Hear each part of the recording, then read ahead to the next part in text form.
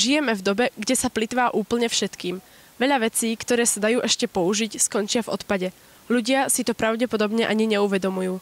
Zisťovali sme, kde v Trnave znovu používanie našlo svoje miesto.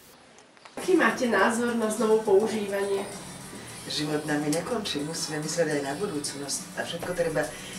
A Zem je nevyčerpateľná, tak musíme myslieť aj na budúcnosť, na tých našich vnúkov a vnúčence a musíme sa snažiť všetko recyklovať, čo sa dá, samozrejme.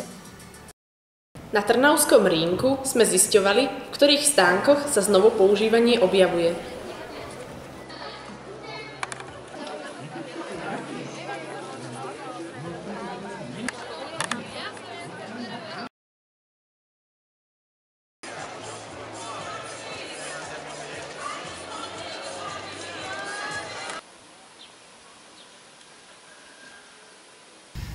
Znovu používanie vecí u nás na charite chápeme charitne, čiže u nás v prvom rade vidíme človeka s jeho potrebami a naplňame jeho potreby.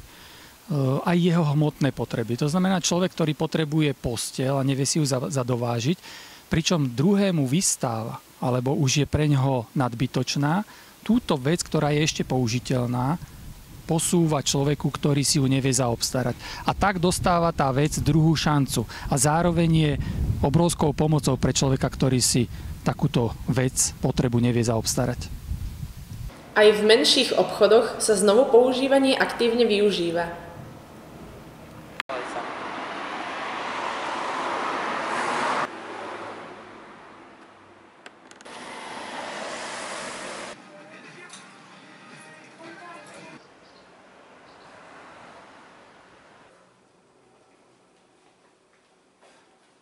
Znovu používanie je dobrá vec, ktorá nielenže šetrí vašu peňaženku, ale aj životné prostredie a navyše sa nemusíte vzdať svojich obľúbených vecí.